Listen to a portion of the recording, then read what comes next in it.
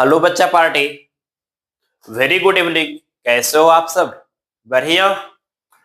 बच्चों, अपने last class में work done by constant force को डील किया था, right?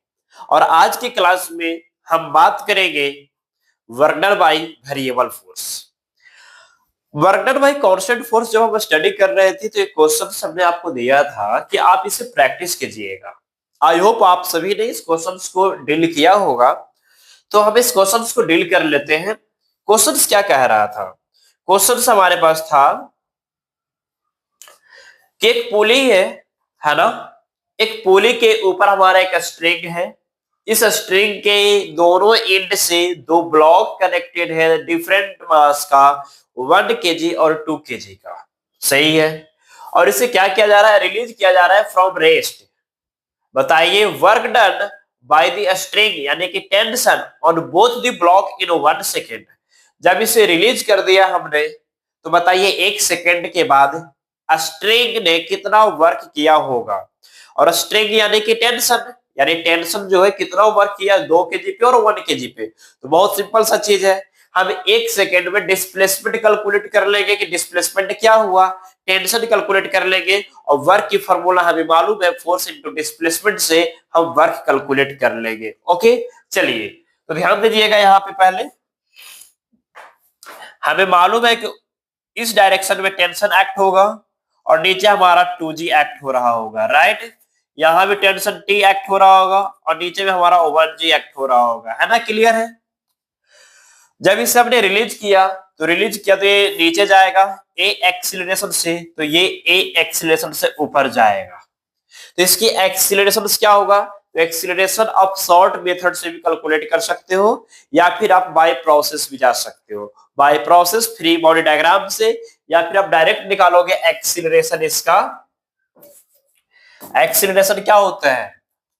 Difference of weight by total mass. ठीक है क्या? तो डिफरेंस ऑफ वेट, इसका वेट कितना आ गया? 2G आ गया, तो 2G। और इसका वेट 1G, तो 1G। और बाय में टोटल मास कितना हो गया? 3 केजी, यानी कि 3 हो गया। तो A इक्वल टू आ जाएगा G/3 मीटर पर सेकेंड स्क्वायर। ये हमारा एक्सीलरेशन आ गया G/3। हमें टेंशन चाहिए था। क्या चाहिए था? टेंशन। टेंशन क्या होगा? सर एक्सीलरेशन क्यों कैलकुलेट किए? एक्सीलरेशन कैलकुलेट करने के पीछे मेरा कारण था कि डिस्प्लेसमेंट हमें निकालना था। तो डिस्प्लेसमेंट जितना ये नीचे जाएगा इतना ये ऊपर जाएगा, है ना? 2 केजी ब्लॉक अगर x मीटर नीचे जा रहा होगा तो 1 केजी वाला ब्लॉक x मीटर ऊपर जा रहा होगा। तो यहाँ पे आप डिस्प्लेसमेंट निकाल सकते हो। डिस्प्लेसमेंट का वैल्यू क्या होता है? ut प्लस हाफ टी का स्क्वायर, राइट? तो u का वैल्यू तो हमारा 0 हो जाएगा, रीजन रेस्ट पे था ना। चलिए 0 प्लस में 1/2। और एक्सीलरेशन का वैल्यू कितना आ गया? G/3 इनटू में टाइम हमारा कितना आ रहा है? टाइम हमारा 1 सेकंड दिया हुआ था, तो 1 का पुट करोगे स्क्वायर तो 1 ही रह जाएगा। तो S इक्वल टू हो जाएगा G/6, इतना मीटर। G/6 मीटर। ओके, डिस्प्लेसमेंट तो कैलकुलेट हो गया। हमें तो टेंशन चाहिए था, तो टेंशन निकालने के फॉर्मूला हमने क्या बताया था लास्ट क्लास में? 2m1m2 बाय में m1 प्लस m2 और इनटू में g था ना। तो tension T equal to 2, m1 का वैल्यू 1, m2 का वैल्यू 2 और m1 1 m2 2 यानी कि 3 हो जाएगा इनटू में g। यानी कि टेंशन हमारे पास आ गया 4/3 इंटू में जी, यानी कि हमारे पास 40/3 न्यूटन। इतना न्यूटन आ गया। अब किसी भी एक ब्लॉक पे हम वर्क कैलकुलेट कर लेंगे। सपोज दैट यहाँ पे टेंशन अपर डायरेक्शन में एक्ट हो रहा है और ये ब्लॉक ऊपर की ओर मूव कर रहा है, ठीक है क्या? तो यहाँ पे हम वर्क निकाल लेंगे। Work done on 1 due to tension, हमारे पास force into displacement into cos theta. तो फोर्स कितना आ गया? फोर्स हमारा आ गया 40/3, तो 40/3। और डिस्प्लेसमेंट कितना आ रहा है? G/6। G का वैल्यू 10 और नीचे हमारा 6 और कॉस 0 डिग्री, यानी कि हमारे पास आ गया 400/18 जूल। इतना आंसर आ रहा है हमारा। 400/18 जूल। जितना इसके लिए प्लस में आया है उतना ही इसके लिए माइनस में आ जाएगा, है ना, क्योंकि यहाँ पे टेंशन ऊपर है और डिस्प्लेसमेंट नीचे का आ रहा है। तो यहां से हमारे पास आंसर आ गया 400/18 जूल फर्स्ट के लिए, और सेकंड के लिए इतना ही आ जाएगा माइनस में 400/18 जूल। ठीक है क्या, क्लियर है? चलिए, तो अब हम आगे चलेंगे work done by variable force की ओर। ओके, चलिए एक नजर आप लोग देख लीजिए अच्छे से।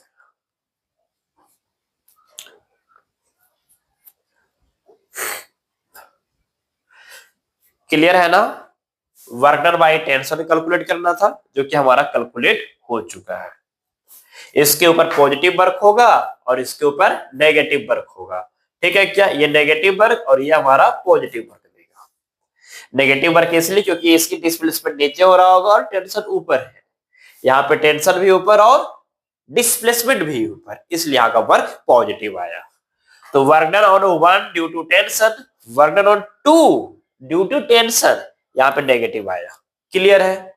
तो अब हम आगे सफर करेंगे, और जिसके साथ सफर करने वाले हैं उस हम सफर का नाम क्या है? Work done by variable force. तो टाइटल डालेंगे work done by variable force का। ठीक है क्या, चलिए चलते हैं हम अपना work done by variable force की ओर।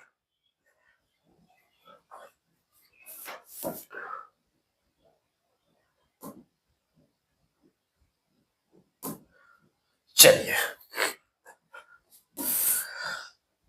तैयार है ना आप लोग work done by variable force की ओर? चलिए,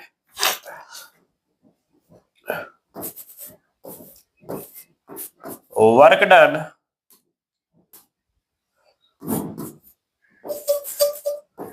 Y variable force,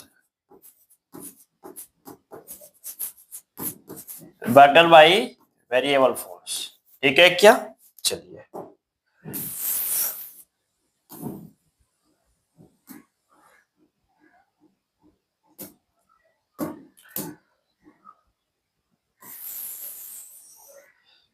work done by variable force.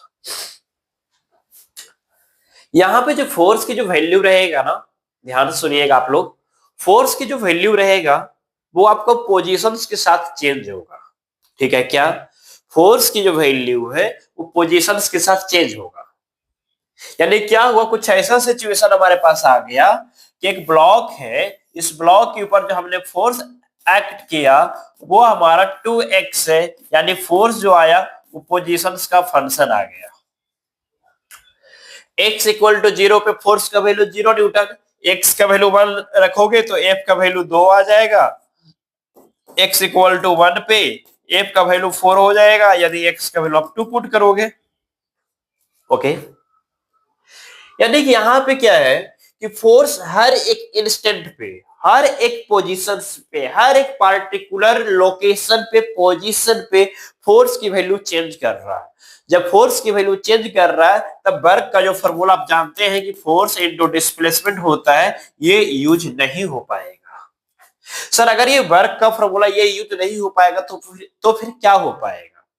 किस तरीके से हम यहाँ पे वर्क को डील करेंगे? तो थोड़ा सब्र कीजिए, पेशेंस रखिए और गहरी सांस लें। ठीक है क्या, चीजें आसान हो जाएगा आपके लिए। हम है ना, चीजें आसान हो जाएगा। चलिए ध्यान दीजिएगा, ऐसे केस को हम कैसे डील करेंगे, जो हम बस रास्ता बताएंगे और डील तो आप ही को करना है।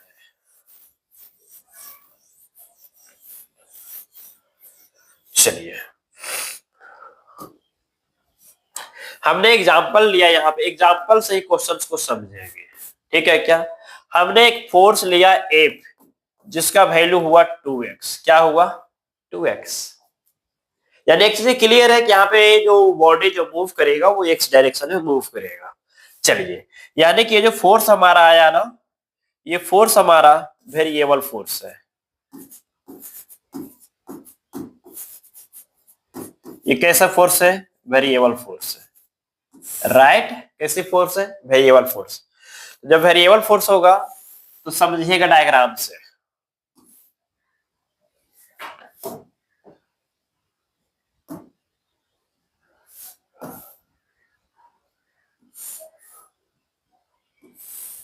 यहाँ पे एक m मास का बॉडी है, ये ब्लॉक है, इसके ऊपर हमने फोर्स एक्ट किया F इक्वल टू 2x का। ठीक है, याद रखिएगा मेरे बच्चों, वर्क की जो फॉर्मूला होता है वो फोर्स इनटू डिस्प्लेसमेंट ही होता है। वर्क की जो फॉर्मूला होता है वो फोर्स इनटू डिस्प्लेसमेंट ही होता है। अलग फॉर्मूला नहीं बनाया गया है वर्क कैलकुलेट करने के लिए। लेकिन हाँ, यहाँ पे जो फोर्स है वो कांस्टेंट है, तो हम लोग क्या करेंगे ना, पहले फोर्स को कांस्टेंट बनाने की सोचेंगे। सर फोर्स कैसे कांस्टेंट होगा, जबकि फोर्स तो हमारा वेरिएबल है। यस भाई, फोर्स वेरिएबल है विथ पोजीशन, है ना। अगर पोजीशन को चेंज करेंगे तो फोर्स की वैल्यू चेंज हो जाएगा। और अगर हम ऐसा सोचे पोजीशन को हम चेंज करें ही ना, तो अगर पोजीशन को हम चेंज नहीं करेंगे तो क्या फोर्स का वैल्यू चेंज हो जाएगा? सर नहीं होगा। तो हम लोग ऐसा ही कुछ करने वाले हैं, डिस्प्लेसमेंट यानी पोजीशंस को कांस्टेंट की तरह ट्रीट करेंगे। किसकी तरह? कांस्टेंट की तरह। सर वो कैसे होगा? हमने क्लास 11th जब पढ़ाया था आप लोगों को, तो वहां पे मैंने बताया था कि छोटा सा पोर्शन यानी कि न्यूटन का यूज करके हम फोर्स को कांस्टेंट बनाएंगे। ठीक है क्या? देखिएगा ध्यान से। ये पॉइंट हमारा ए हुआ और बॉडी मूव करके यहां पे आ गया कहीं पे। चलिए, बॉडी मूव करके यहां पे कहीं आ गया बी पॉइंट पे। तो ए से बी के जर्नी में, फ्रॉम ए टू बी, है ना, फ्रॉम ए टू बी, ए और बी के बीच कहीं भी आप एक पॉइंट चूज कीजिए कि ब्लॉक यहां कहीं होगा। चलिए, यहां कहीं होगा। ठीक है क्या? यानी ये वाला जो एंड है हमारा वो यहां कहीं होगा। ये सिंपल मान लीजिए कि यहां पे कहीं ब्लॉक होगा, और ये जो ब्लॉक होगा इस पोजीशन से हमारा x डैश डिस्टेंस पे होगा। कितने डैश पे? x डैश पे होगा।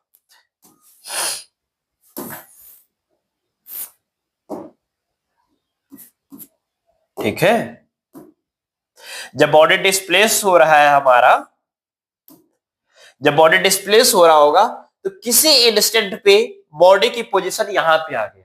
ठीक है क्या?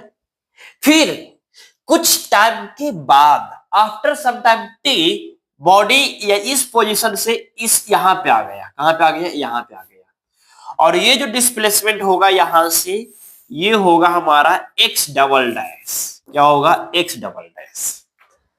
और एक्स डैश और एक्स डबल डैश के बीच का जो डिस्टेंस आया, ये बहुत ही छोटा आया। क्या है? बहुत ही छोटा। यानी आप यहां पे लिखोगे कि distance between x dash and x double dash is very small, is very small, is very small, that is dx। समझिएगा ध्यान से, यानी कि ये बीच का जो गैप आया ना वो हमारा dx आ गया। सर dx क्यों? हमने बताया था कि वेरी स्मॉल क्वांटिटी को रिप्रेजेंट करने के लिए हम लोग d का सहारा लेते हैं, d का यूज करते हैं। तो इस गैप को रिप्रेजेंट करने के लिए हमने d का यूज किया। और गैप किस में? x में। गैप किस में? x में। यानी ये बीच का जो गैप है बहुत ही छोटा हो गया, बहुत ही कम। ये इतनी ज्यादा कम है कि आप इसे नेग्लेक्ट कर सकते हो, इस डिफरेंस को आप नेग्लेक्ट कर सकते हो। ये होता है डी। ओके, चलिए ठीक है। तो हमें मालूम है कि पोजीशन टू पोजीशन जब फोर्स की वैल्यू चेंज करेगा, इसका मतलब कि इस रीजन पे हमारा फोर्स का वैल्यू होगा एफ डैश, तो इस रीजन पे होगा फोर्स का वैल्यू एफ डबल डैश। होगा कि नहीं होगा? यस होगा। अगर इस रीजन पे हमारा फोर्स का वैल्यू एफ डैश आया है, ठीक है, तो यहां पे हमारे पास एफ डबल डैश हो जाएगा। बट हम जान रहे हैं कि एक्स और एक्स डबल डैश जो आपका बहुत ही क्लोज है एक दूसरे को, यानी X and X double dash are very close to each other. यानी कि ये जो चीजें है ना, आपका distance between X dash and X double dash is very small, इसी को आप लिख सकते हो कि X dash and X double dash are very close to each other, are very close to each other, to each other, एक दूसरे की काफी क्लोज है। जब एक दूसरे को काफी क्लोज है, इसका मतलब एफ डैश और एफ डबल डैश दोनों एक दूसरे के क्लोज होगा, यानी दोनों का फोर्स का वैल्यू क्या होगा, सेम होगा।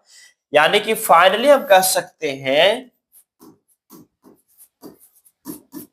जब एक्स और एक्स डबल डैश में डिफरेंस नहीं आया, पोजीशन में डिफरेंस नहीं आया, तो इस पोजीशन का जो फोर्स होगा और इस पोजीशन पर का जो फोर्स होगा वो भी क्या होगा, सेम होगा। क्यों सर? जब तक पोजीशन में चेंज नहीं करोगे फोर्स का वैल्यू चेंज नहीं होगा। जब पोजीशन हमने यहाँ पे बताया कि एक्स डैश और एक्स डबल डैश दोनों सेम है, दैट मीन्स दोनों पॉइंट पर का जो फोर्स का वैल्यू है वो भी सेम होगा। यानी फाइनली हम ऐसा कहेंगे यहाँ पे कि एफ डैश और एफ डबल डैश जो हुआ वो इक्वल हुआ, और ये हमने कंसिडर कर लिया कि वो एफ के इक्वल होगा। किसके इक्वल होगा? एफ के इक्वल। यस, यानी कि इस पूरे रीजन का जो डिस्प्लेसमेंट आया हमारा वो डी एक्स आया, और इस रीजन में जो फोर्स आ गया मेरे भाई, इस रीजन में जो फोर्स आया ना वो हमारा एफ आ गया। क्या आ गया? एफ आ गया। अब हमारा एक्स डबल डैश यानी इस पोजीशन से इस पोजीशन तक का डिस्प्लेसमेंट हमारा कांस्टेंट हो गया।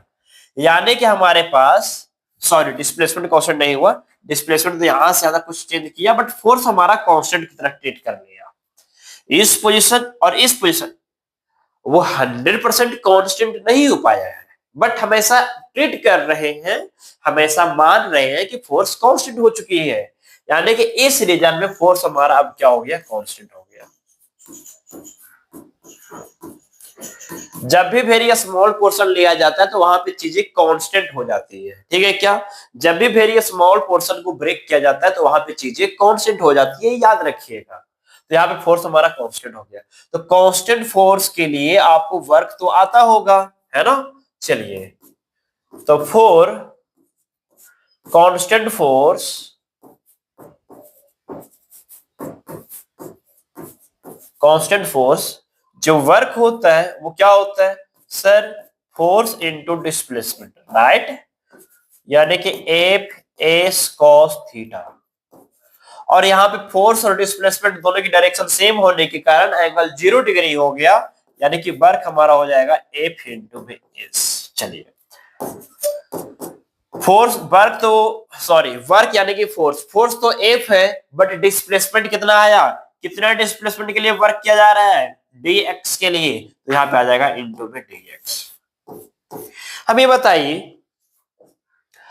अगर इस फोर्स के साथ आप यहां से यहां पे आए हो, है ना, आप इस फोर्स एफ के साथ इस पोर्शन से इस पोर्शन तक आए हो, ठीक है, यहां का जो फोर्स होगा वही यहां का फोर्स होगा, और डिस्प्लेसमेंट हमारा dx का हो गया, सही है। तो छोटे से रीजन, ये तो रीजन बहुत छोटा हुआ ना भाई। अगर रीजन छोटा तो वर्क क्या होगा? बहुत बड़ी होगा क्या? नहीं, स्मॉल होगा। जब आप वर्क का, जब आप डिस्प्लेसमेंट कम करोगे तो वर्क भी कम होगा, तो कम वर्क के लिए हम लोग डी का यूज कर लेंगे, डी डब्ल्यू। क्लियर है? ठीक है। अब बताइएगा, लेकिन हमें वर्क चाहिए था कहां से कहां? हमें वर्क चाहिए था ए से बी तक का, ए से बी तक का पूरे सफर में हमें वर्क चाहिए। तो हमें छोटा सा रीजन के लिए तो वर्क मिल गया। इसी तरीके से हर एक पोर्शन पे छोटा छोटा डिस्प्लेसमेंट ब्रेक करेंगे और सभी जगह का वर्क क्या कर लेंगे? ऐड कर लेंगे, तो हमारा टोटल वर्क आ जाएगा। लेकिन यहां से यहां point A to point B कितना स्मॉलेस्ट पोर्शन ब्रेक करेंगे? क्या कोई बता सकता है क्या? नहीं ना। पॉइंट ए से पॉइंट बी तक कितना स्मॉलेस्ट पोर्शन हम ब्रेक कर सकते हैं ये कोई नहीं बता सकता। तो क्या करेंगे? किसी एक छोटे से पोर्शन तक का वर्क हम निकाल लेंगे और प्रॉपर लिमिट के साथ इंटीग्रेशन कर देंगे।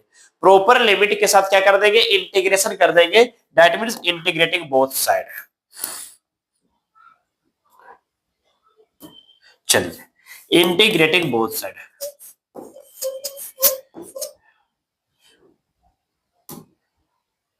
Integrating both side. ठीक है क्या? तो यहां से हमारे पास आ जाएगा D W equal to integration of F into में डी एक्स। ठीक है, चलिए डी डब्ल्यू से इंटीग्रेशन क्या आ जाएगा, वर्क, जो कि टोटल वर्क को रिप्रेजेंट कर रहा होगा, और यहाँ पे हमारे पास आ जाएगा F into D x.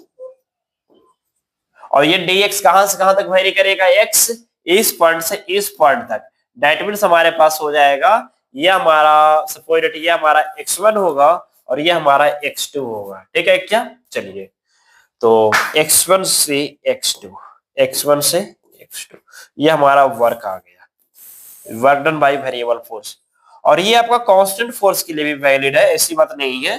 Force को बाहर करोगे कांस्टेंट रहेगा तो, और dx का इंटीग्रेशन डिस्प्लेस dx का इंटीग्रेशन x हो जाएगा और upper limit minus lower limit x2 minus x1 आ जाएगा, है ना। चलिए तो ध्यान दीजिएगा, अगर हमारा फोर्स वेरिएबल हुआ, अभी फोर्स का वैल्यू चाहे तो यहाँ पे पुट करेंगे, नो डाउट, बट हमारा ये जनरल फॉर्म आया work done by variable force. ये हमारा क्या आ गया, work done by variable force, work done by variable force. ठीक है क्या? Work done by variable force. Clear है? अगर फोर्स हमारा वेरिएबल रहेगा तो वर्क हमारा इस फॉर्म में आ जाएगा, प्रॉपर लिमिट के साथ आप इंटीग्रेशन में डाल दीजिए फोर्स इनटू डिस्प्लेसमेंट। क्लियर है? चलिए तो आगे चलते हैं। आप ध्यान दीजिएगा, क्या ये जरूरी है कि यहाँ पे पार्टिकल के ऊपर जो फोर्स एक्ट हो रहा होगा वो एक्स डायरेक्शन में ही एक्ट हो रहा होगा? बाई डायरेक्शन में भी तो हो सकता है ना, जेड डायरेक्शन में भी हो सकता है ना, 2D में भी हो सकता है ना, 3D में भी हो सकता है ना। हाँ सर हो सकता है। तो क्यों ना ऐसा किया जाए कि यहाँ पे हमने एक्स एक्सिस के साथ वर्क कैलकुलेट किया, अब हम बाई के साथ कैलकुलेट कर लेते हैं। ठीक है क्या? चलिए, अगर हमारा फोर्स एक्स का फंक्शन हुआ तब हमारा वर्क हो जाएगा एफ इंटू डी एक्स और इंटीग्रेशन आ जाएगा x1 से x2। ठीक है क्या? चलिए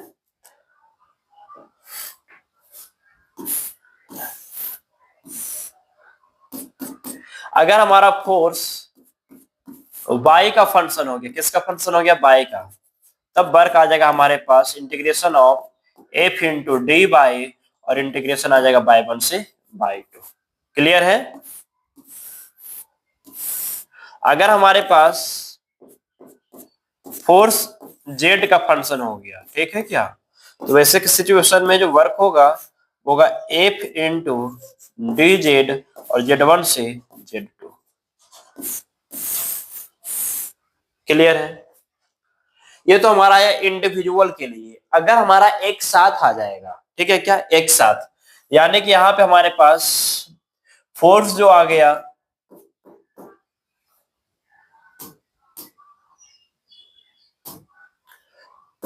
इफ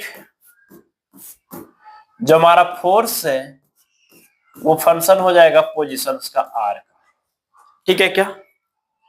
वैसे सिचुएशन में जो फोर्स होगा, सॉरी, जो वर्क होगा हमारा वो क्या होगा, इंटीग्रेशन ऑफ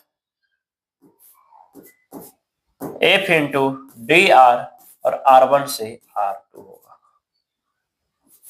R1 से R2 होगा। ठीक है?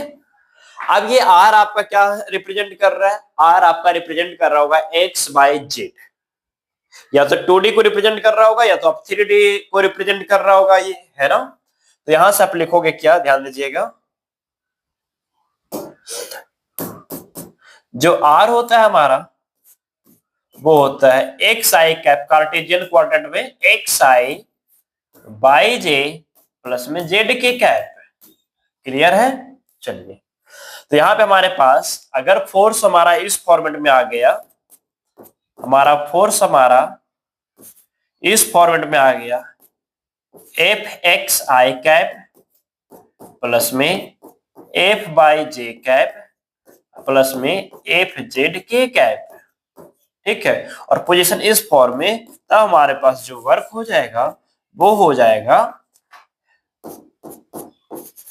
F x I cap F by J cap plus में एफ जेड के कैप और इंटू में, अब यहाँ पे क्या है, डी के साथ आर है ना, तो डी के साथ आर लगाएंगे तो क्या हो जाएगा, D x I D by J D Z के। यानी मेरे भाई हम ये कहना चाह रहे हैं कि डी आर ये आया तो डी आर क्या हो जाएगा, सबके साथ डी लगा लीजिए, है ना, तो लगाओगे तो क्या हो जाएगा, डी एक्स आई कैप प्लस में डी बाई जे कैप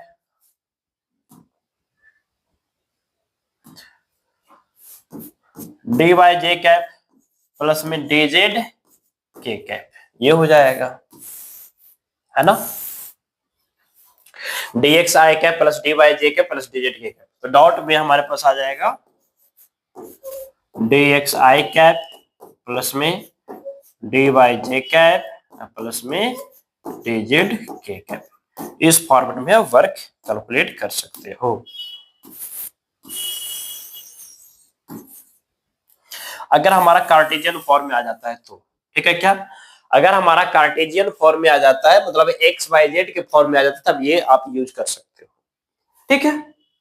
अगर आप ये भी नहीं करना चाहते हो, अगर आप ये भी नहीं करना चाहते हो और इस फॉर्मेट में हमारा क्वेश्चन आ जाता है एक्स बाई जेड और एक्स बाई जेड के फॉर्म में क्वेश्चन आ जाता है और आप इस फॉर्म में भी अगर नहीं करना चाहते हो तो और चीजें आसान होता है। एक मेथड और है कि burden along X axis, burden along Y axis, burden along Z axis, तीनों को निकाल करके ऐड कर दीजिए, आंसर आ जाएगा, ठीक है क्या। जब हम क्वेश्चंस बनाएंगे तो आपको पता चलेगा, अभी नहीं, ठीक है। चलिए, तो अभी फिलहाल आपको इतना याद रखना है, सारे चीजें सेम है, बस एक्सिस को चेंज कर दिया गया है। यहाँ पे एक्स तो डी एक्स, बाई तो डी बाई, जेड तो डी जेड, अगर आर तो डी आर, और इस आर का फॉर्मेट इस फॉर्मेट में आएगा तो फोर्स को भी हमारा इस फॉर्मेट में आना पड़ेगा, ठीक है। चलिए, तो ये था हमारा work done by variable force, work done by variable force. तो इस पे हम क्या करते हैं, पहले कुछ क्वेश्चन सोल्व कर लेंगे, उसके बाद हम चलेंगे ग्राफ के थ्रू वर्क कैसे कैलकुलेट किया जाता है। ओके, चलिए, तो पहले इस पे कुछ क्वेश्चंस किया जाए cover.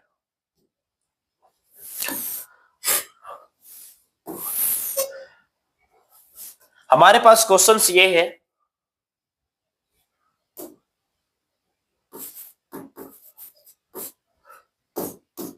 Force equal to 2x plus 3 इतना न्यूटन, ठीक है क्या, फोर्स का यूनिट क्या होता है, Newton.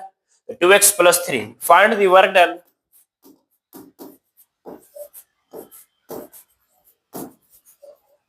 Find the work done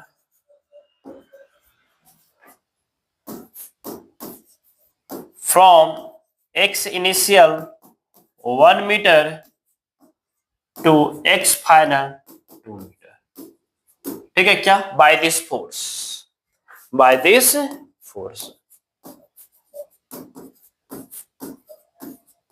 bye this force. यानी कि फोर्स का वैल्यू हमारे पास है 2x प्लस 3 इतना न्यूटन और आपसे वर्क पूछा जा रहा है 1 मीटर से 2 मीटर के बीच में ये फोर्स कितना वर्क किया होगा उस पार्टिकल के ऊपर, ठीक है क्या। और इस तरीके के क्वेश्चंस डायरेक्ट आपका मेडिकल में पूछा हुआ है, ठीक है क्या, 2019 में क्वेश्चंस पूछा हुआ है और वहां पे जो क्वेश्चन है ना, वहां पे लिया है ये जो कांस्टेंट है, इस कांस्टेंट की जगह पे 20 किया है और यहाँ पे 10y किया है, ठीक है क्या। जो आपका मेडिकल का जो क्वेश्चन है उस मेडिकल क्वेश्चन में जो वैल्यू है वो इस तरीके से है, फोर्स का वैल्यू हमारे पास है 20 प्लस में 10y। तो आप y का यूज करके क्वेश्चंस बना लोगे, यहाँ पे हम x का यूज करके क्वेश्चंस बना लेंगे, है ना। चलिए, सबसे पहले हमें ये देखना है कि क्या फोर्स वेरिएबल है। यस सर, फोर्स वेरिएबल है क्योंकि यहाँ पे फंक्शन आ गया, यहाँ पे हमारे पास जो फोर्स आ गया वो आया हुआ है 2x प्लस में 3।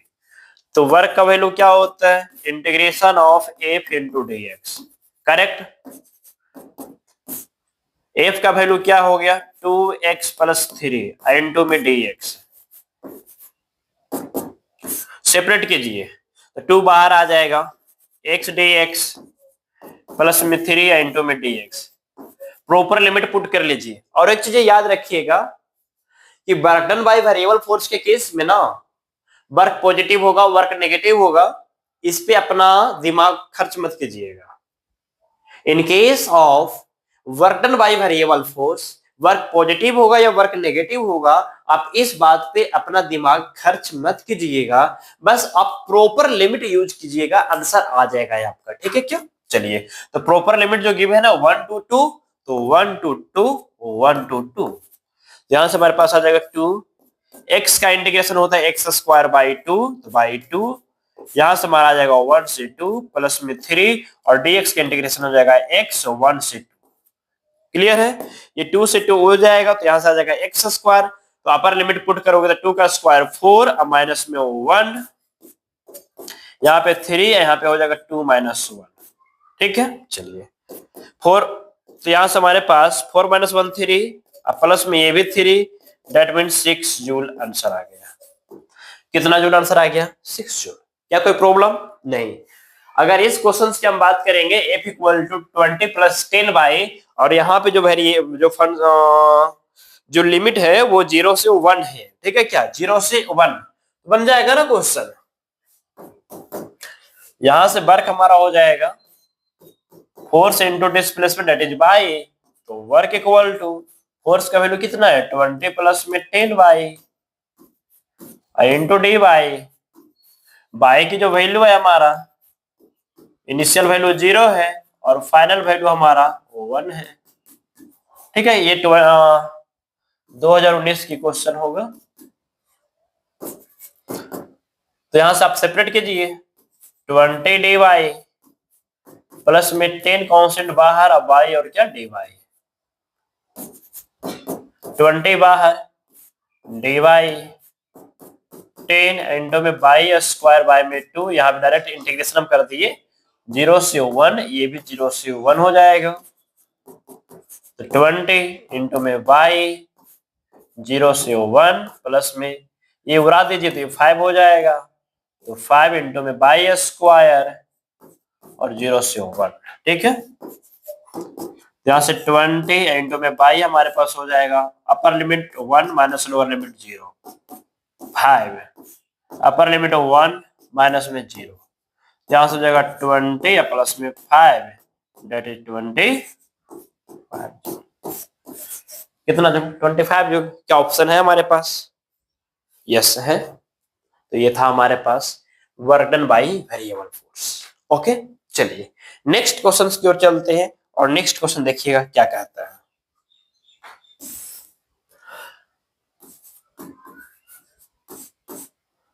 नेक्स्ट क्वेश्चन हमारे पास है फोर्स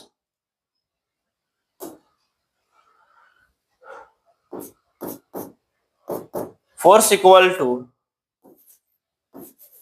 2xi कैप प्लस में 3y cap.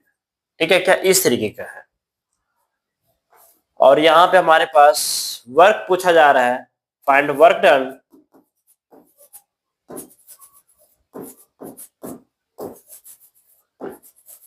Done by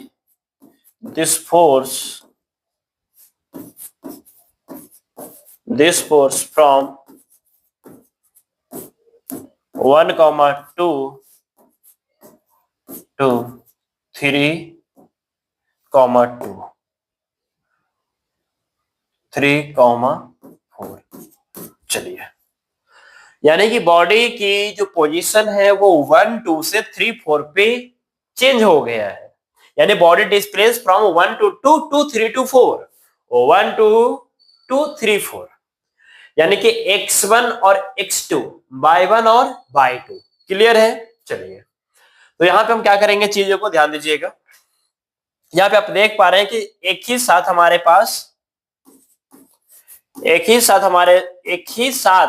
pass x और y दोनों में चेंजेस आ रहा है, तो यहां से हमारे पास हो जाएगा work equal to force into displacement, और डिस्प्लेसमेंट यहाँ पे आर का यूज करेंगे। फोर्स क्या है हमारा 2xi cap 3y cap into में डिस्प्लेसमेंट यानी पोजीशन, तो हमारा x और y है, तो एक्स वाई ही यूज करेंगे, जेड का यूज करने की जरूरत नहीं है। ठीक है क्या? आप यूज कर सकते हो, क्या यूज कर सकते हो? यूज कर सकते हो डी एक्स आई कैप प्लस में डी वाई जे कैप प्लस में डी जेड के कैप कर सकते हो। अब आई को आई के साथ, जे को जे के साथ, के है ही नहीं यहाँ पे, तो के जीरो हो गया। जीरो क्या हो गया ना, तो जीरो के खत्म कहानी हो जाएगा, के का खत्म कहानी होगा, क्योंकि यहाँ पे के है ही नहीं। डॉट प्रोडक्ट में सेम वाले फैक्टर के साथ मल्टीप्लाई होता है, आई को आई के साथ, जे को जे के साथ, के को के साथ। तो यहां से हो जाएगा 2x और क्या डी एक्स, फिर प्लस में 3y और क्या डी वाई, खत्म कहानी कर दीजिए, इंटीग्रेशन सेपरेट कर लीजिए। तो यहां से हो जाएगा 2x डी एक्स प्लस में 3 कांस्टेंट बाहर कीजिए तो y डी वाई। अब लिमिट पुट कर लीजिए। देखिए ये x है, तो x हमारा इनिशियल वैल्यू ये हुआ तो 1, x का फाइनल वैल्यू ये तो 3, y का इनिशियल वैल्यू ये था 2 और y का फाइनल वैल्यू 4। 2 बाहर आ जाएगा, इसकी इंटीग्रेशन हो जाएगा एक्स स्क्वायर बाई 2 1 से 3 प्लस में 3, इसकी इंटीग्रेशन हो जाएगा बाई स्क्वायर बाई 2, तो बाई स्क्वायर बाई में 2, 2 2 4 सही है। 2 से 2 उड़ा दीजिए, तो यहाँ पे आ जाएगा x, तो x का वैल्यू आएगा 3, 3 का स्क्वायर होगा 9, तो अपर लिमिट हो जाएगा, अपर लिमिट का वैल्यू पुट करोगे तो 9 हो जाएगा, 9 माइनस 1 यानी कि 8 हो जाएगा। तो वर्क इक्वल टू हमारे पास 8 आ जाएगा, प्लस में यहाँ की बात करेंगे तो 3/2 अपर लिमिट के स्क्वायर, तो अपर लिमिट हमारे पास 4 है, 4 का स्क्वायर करोगे तो 16 हो जाएगा, माइनस में 2 का स्क्वायर करोगे तो 4 हो जाएगा। 8 प्लस में 3/2 और 16 माइनस 4 यानी कि 12, इससे ब्रेक होगा तो 6 आ जाएगा। तो वर्क इक्वल टू 8 प्लस में ये हमारा 18 हो जाएगा, तो 18 यानी कि 26 जूल। कितना है? 26 जूल आ गया। अगर आप इस फॉर्मेट में भी नहीं जाना चाहते हैं तो नॉर्मल सा चीज है, आप क्या कर सकते हो, हमें मालूम है कि वर्क एक स्केलर क्वांटिटी होता है ना, हमें मालूम है कि वर्क जो होता है वो एक स्केलर क्वांटिटी होता है। जब यह स्केलर क्वांटिटी होता है तो टोटल वर्क के लिए आपको क्या करना होगा, WX, WY और WZ। बट यहाँ पे Z का तो वर्क हमारा 0 आ रहा है। चलिए, तो X का वर्क, Y का वर्क निकाल करके ऐड कर लेना है। तो WX की अगर बात करेंगे हम, यहां से आ जाएगा F इंटू में DX आ जाएगा। तो F का वैल्यू X में कितना है? 2x है हमारा, 2x और क्या गया DX। 2 को बाहर करेंगे तो 2 बाहर आ जाएगा, इंटीग्रेशन करोगे तो क्या हो जाएगा, एक्स स्क्वायर वाई में 2 हो जाएगा। और लिमिट की बात करेंगे तो x का इनिशियल वैल्यू ये और x का फाइनल वैल्यू ये, तो 1 और 3, तो 1 और 3, 2 से 2 उड़ जाएगा, है ना। यहाँ से आ जाएगा एक्स स्क्वायर, मतलब अपर लिमिट का स्क्वायर, तो अपर लिमिट पुट करोगे तो 3, 3 का स्क्वायर 9 हो जाएगा, 9 माइनस 1 इक्वल टू 8 जूल। ठीक है क्या? ये एक्स में आया। सिमिलरली अगर बाई की बात करेंगे हम, तो यहां से हमारे पास आ जाएगा F into D by, F का बाई का वैल्यू कितना है, 3/dy। इसका लिमिट क्या चलेगा, 2 चलेगा और 4 चलेगा, 2 चलेगा और 4 चलेगा, 3। ठीक है, बाई स्क्वायर बाई 2 ये हमारा इंटीग्रेशन हो जाएगा, 2 से 4 हो जाएगा, तो 3/2 अपर लिमिट हमारे पास 4, 4 का स्क्वायर करोगे 16 माइनस में 4, तो 3/2 इंटू में हमारे पास आ जाएगा 6 माइनस 4 यानी कि 12, ब्रेक हो जाएगा तो 6 आ जाएगा यानी कि 18 जूल। और दोनों को जोड़ दोगे तो क्या 26 नहीं आएगा? क्या आएगा ना भाई? यस सर आएगा। आई होप आपको इस तरह के क्वेश्चंस भी समझ में आ रहा होगा। चलिए, अब इस तरह के क्वेश्चंस बनाने के बाद हम लोग चलते हैं ग्राफिकल मेथड पे। कौन से मेथड पे? ग्राफिकल मेथड पे, यानी कि किस तरीके से हम ग्राफ के थ्रू वर्क कैलकुलेट करेंगे। अगर हमारे पास ग्राफ गिवन है फोर्स और डिस्प्लेसमेंट का, तो उसकी एरिया क्या कैलकुलेट करके देगा हमें। ठीक है, तो चलो चलते हैं हम आगे।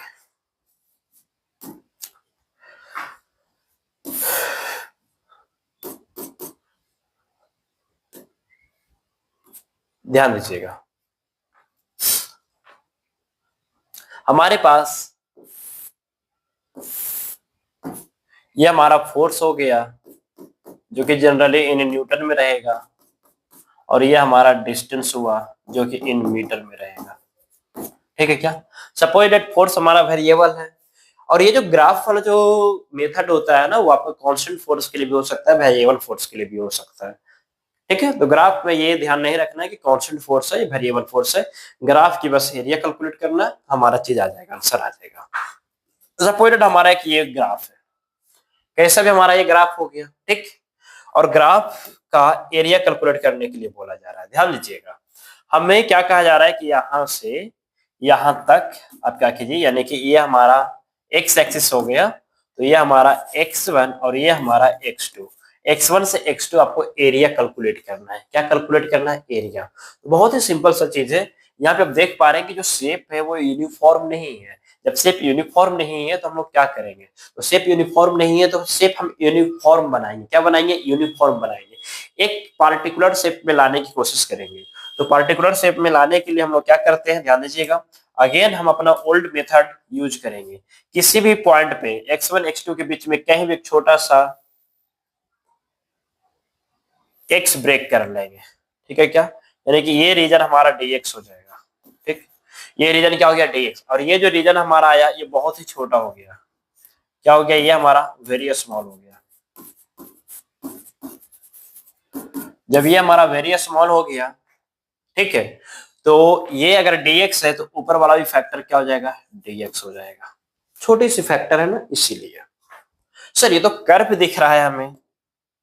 हाँ भाई, कर्व दिख रहा है हमें, हम मानते हैं कि कर्व दिख रहा है, लेकिन जितना कर्व आपको दिख रहा है ना, उससे भी छोटे पोर्शन पे हम वर्क कर रहे हैं। सर ऐसी बात है क्या? जितना हमें दिखाई दे रहा है उससे भी छोटे पोर्शन पे वर्क कर रहे हैं? यस। तो हम इतने बड़े पोर्शन क्यों लिख रहे हैं, क्यों रिप्रेजेंट कर रहे हैं इतने बड़े पोर्शन? ताकि हमें चीजें क्लियर हो सके। ठीक है क्या? तो ये हमारा dx हो गया, और ये जो हमारा हाइट आ गया, ये हमारा बाई, डेट मीन्स एफ आ गया, फोर्स आ गया एफ। ठीक, और यहाँ पे ये जो हमारे पास जो रीजन आया है, ये जो रीजन आया हमारा, ठीक है क्या, ये हमारा ब्रेक हो गया, और ये तो हमारा इस वाले पोर्शन को उठा करके यहाँ पे रखते हैं।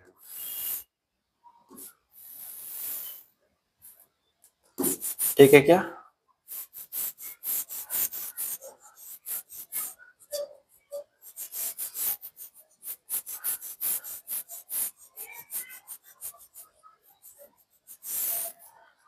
तो ये वाले जो पोर्शन आया हमारा, ये तो हमारा dx हो गया, ऊपर में भी हमारा dx हो गया, और ये हमारा क्या हो गया? फोर्स एफ हो गया। तो क्या ये एक रेक्टेंगल नहीं बन गया क्या? क्या ये हमारा एक रेक्टेंगल नहीं है क्या? है ना? अगर रेक्टेंगल है तो इसे हम बी काउंट करें, इसे एल काउंट करेंगे क्या? बिल्कुल। तो इसकी जो एरिया आता है ना, इसकी जो एरिया आता है, एरिया, एरिया क्या आता है? L into B. यस, तो area A, L into B, और एल क्या है? हमारा एफ है, और जो बी है वो हमारा क्या है? dx है। आप बताइए, ये क्या फोर्स इंटू डिस्टेंस नहीं बन गया क्या? Force into displacement. और अभी हमने पढ़ाया है आपको कि फोर्स इंटू डिस्प्लेसमेंट हमारा क्या देता है? वर्क देता है, और ये हमारा dw देगा, रीजन हमारा dx था। तो यहाँ पे जो एरिया है ना, या अब बताइए, ये पूरा एरिया आया, एक छोटी सी एरिया आया? तो छोटी सी एरिया है ना, केवल इस वाले कलर का हमारा आया है एरिया, तो ये हमारा हो जाएगा DA हो जाएगा। तो DA जो हमारा आया वो किसके इक्वल आ गया? DW के इक्वल, और ये हमारा आ गया F इंटू dx। अब ये एरिया कहां से कहां चाहिए? यहां से यहां तक। तो सिमिलरली आप यहां भी ब्रेक करोगे, चीजें सेम चीज है, यहां भी एरिया निकालोगे, फिर यहां पे करोगे, फिर से यहां पे एरिया निकालोगे, है ना? इसी तरीके से आप x1 और x2 के बीच आप काम करोगे, है ना? यही सेम काम आप यहाँ पूरे रीजन में करोगे। तो पूरे रीजन में करेंगे तो क्या हमारा काम यही रह गया कि ए से बी रीजन, यानी x1 से x2 के बीच हम छोटे छोटे रीजन को तलाश करें, और तलाश करने के बावजूद भी हमारे पास प्रॉपर आंसर नहीं आएगा, तो हम लोग क्या करेंगे? किसकी ओर चलेंगे? न्यूटन की ओर। अब न्यूटन का यूज करके हम इंटीग्रेशन लगा लेंगे, है ना? तो integrating both side,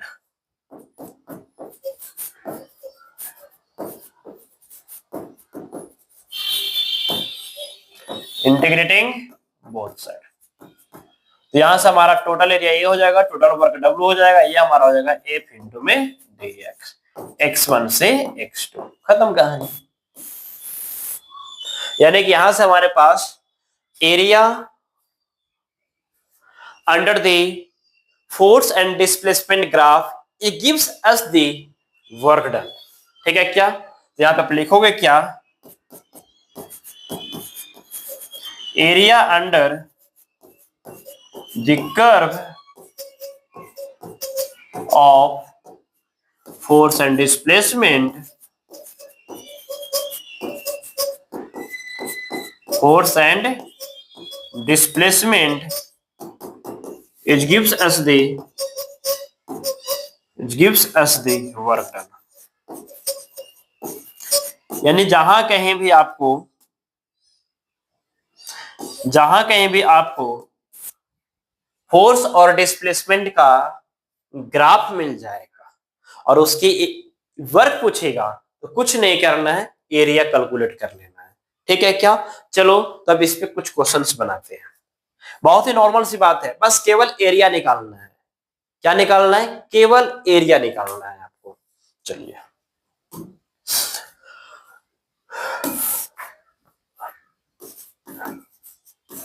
suppose that हमारे पास क्वेश्चन है ये,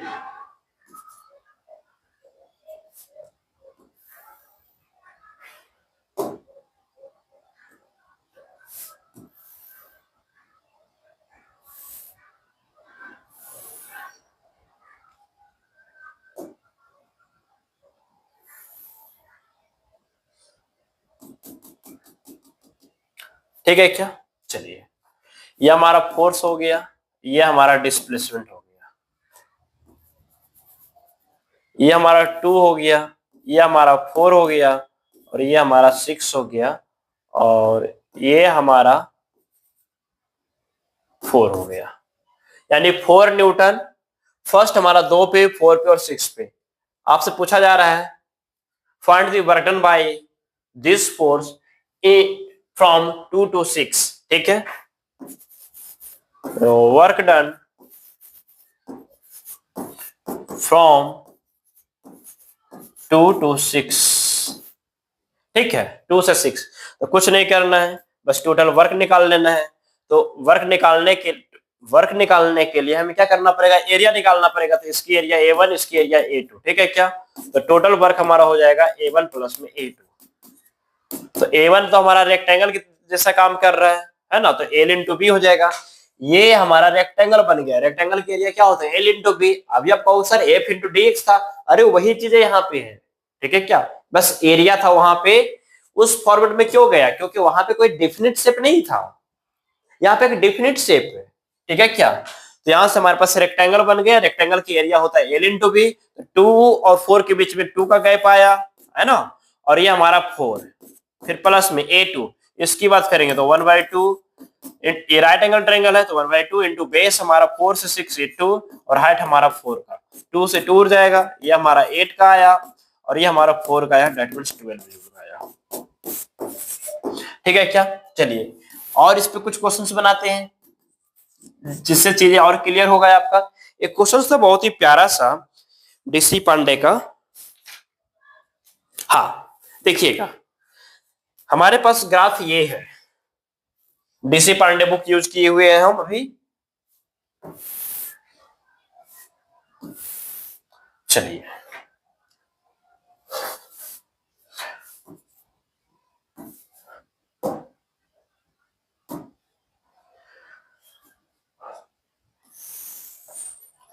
ये हमारा हुआ, फिर यहां से हमारा हॉरिजॉन्टल हो गया और फिर हमारा ये हो गया। ठीक है, चलिए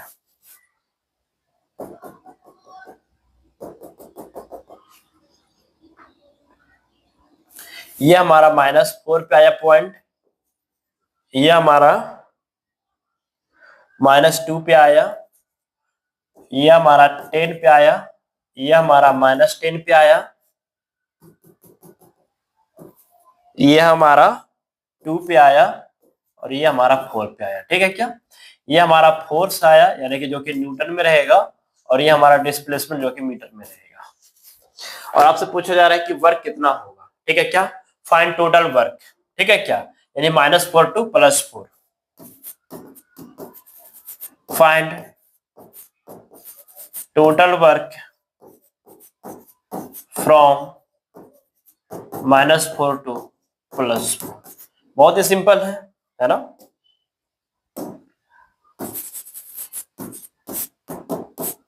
यानी टोटल वर्क के लिए आपको क्या करना होगा, आपको देखिएगा, यानी कि फर्स्ट हमारा एरिया ये कवर करेगा, एक एक्सिस पे एरिया कवर करना है, तो ये हमारा एरिया, सेकंड एरिया ये, थर्ड एरिया ये, और फोर्थ एरिया ये, ठीक है। यानी कि A1 प्लस में A2 प्लस में A3 प्लस में A4। तो A1 ये हमारा राइट एंगल ट्रायंगल, तो 1/2। अब प्रॉपर लिमिट मतलब प्रॉपर साइन के साथ पुट कीजिएगा। फोर्स और डिस्प्लेसमेंट सारे वेक्टर क्वांटिटी होते हैं। अब माइनस साइन डायरेक्शन रिप्रेजेंट कर रहा होगा, इसलिए माइनस को जरूर लीजिएगा। अब देखिएगा ये हमारा क्या हो गया, right angle triangle. Right angle triangle की फॉर्मूला क्या होता है एरिया के लिए, 1/2 इंटू बेस इंटू हाइट। तो बेस हमारा -2 और -4 के बीच का गैप कितना आया, -2 का गैप आ गया, ठीक है। और ये जो हाइट है हमारा वो कितना का है, -10 का आया, तो माइनस में 10। फिर प्लस में A2 की बात करेंगे तो 1/2, ये भी राइट एंगल ट्रायंगल, बेस हमारा -2 का और जो हाइट आया हमारा वो 10 का। फिर A3 की बात करें, ये तो हमारा रेक्टेंगल हो गया, 10 इंटू 2, फिर प्लस में ये हमारा अगेन राइट एंगल ट्रायंगल, तो 1/2 इंटू बेस, बेस हमारा 2 से 4 2, और हाइट हमारा यहाँ पे 10 का आ गया, ठीक है क्या।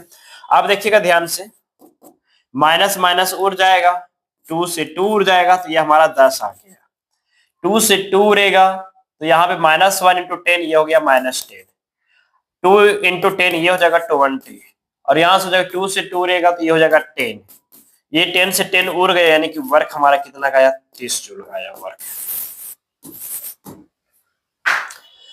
आई होप आपको work done by variable force, work done bye graph and work done bye constant force, overall work done bye all three process, all three method, जो हमने स्टार्टिंग में बताया था कि 3 मेथड से हम वर्क कैलकुलेट करेंगे, उन तीनों मेथड से हमने वर्क को कैलकुलेट करना आपको सिखाया, ठीक है क्या। अब आपका काम बनता है कि इस टॉपिक के ऊपर जितने भी क्वेश्चंस आए हुए हैं सबको लगड़ डालें, ठीक है क्या। जितनी ज्यादा लगेंगे ना, घिसेंगे ना, उतनी ज्यादा चमक आएगा आप में। अब जो भी हमने टॉपिक पढ़ाया है आज तक का, इससे ज्यादा क्वेश्चंस नहीं आए हुए होंगे वर्क से। अभी हमारे पास वर्क के बहुत सारे टॉपिक पढ़ना बाकी है। अभी हमारा वर्क एनर्जी थ्योरम पढ़ना है, कंजर्वेशन ऑफ एनर्जी पढ़ना है, पावर पढ़ना है, बहुत सारे टर्म हमें पढ़ना है। बट वर्क का आप अपने पीवाईक्यू में देखोगे कि वर्क का, स्पेशल वर्क का, इससे ज्यादा लेवल का क्वेश्चन नहीं रहेगा, ठीक है बच्चों। और अगर कुछ क्वेश्चंस रहेंगे भी तो हम उस क्वेश्चंस को डील करेंगे। तो नेक्स्ट हम लोग जो पढ़ेंगे वो हम लोग पढ़ेंगे कंजर्वेटिव और नॉन कंजर्वेटिव फोर्स के बारे में, या फिर हम मैकेनिकल एनर्जी और क्या बोलते हैं वर्क एनर्जी थ्योरम में से कुछ भी हम पढ़ सकते हैं। चलो तो आज के लिए बस इतना ही। नेक्स्ट डे हम न्यू टॉपिक के साथ कवर करेंगे, न्यू एनर्जी के साथ। तब तक के लिए आप अपना ख्याल रखिए और अच्छे से पढ़ते रहिए। Okay, thank you very much.